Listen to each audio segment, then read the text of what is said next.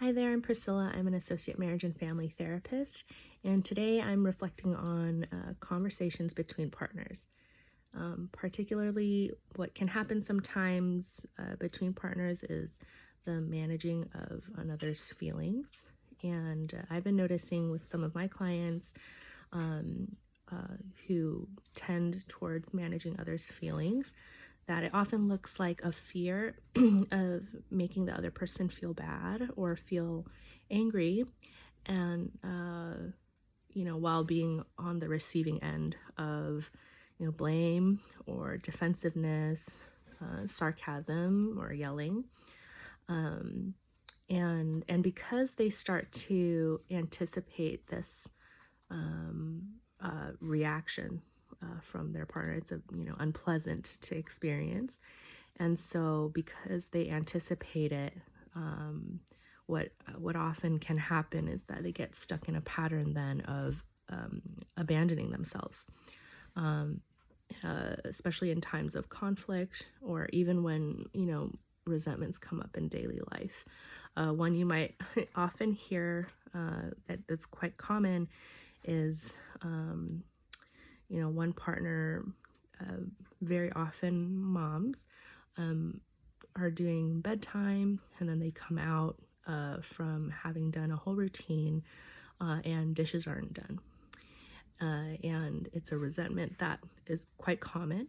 And But then, rather than bring it up with the partner, they continue in a pattern of just doing it themselves because that feels safer than uh, than having a confrontation or a possible confrontation, especially if they themselves anticipate a negative reaction or a defensive reaction from their partner. So then they just take care of things.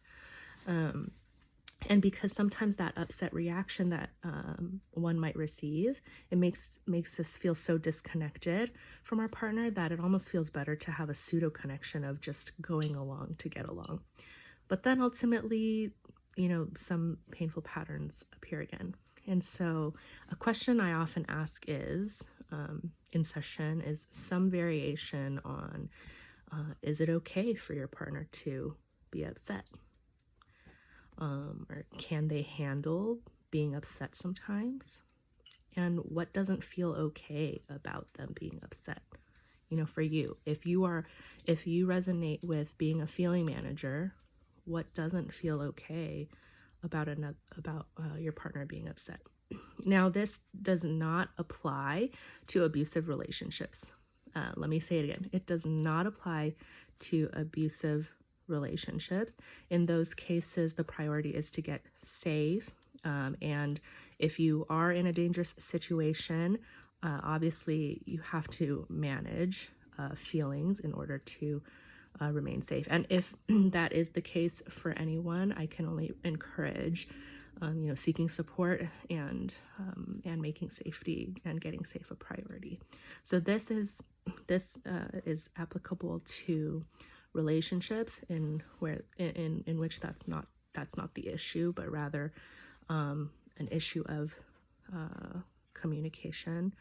And so what isn't feeling okay about your partner being upset, and figuring out this answer is so important because it's really, really helpful information, especially for someone who might tend towards managing another's feelings. It's really helpful information to know what gets you stuck in abandoning yourself. And I'm not saying that the feeling manager is at fault. If anything, the other partner needs to be allowed to take responsibility for their role in a pattern.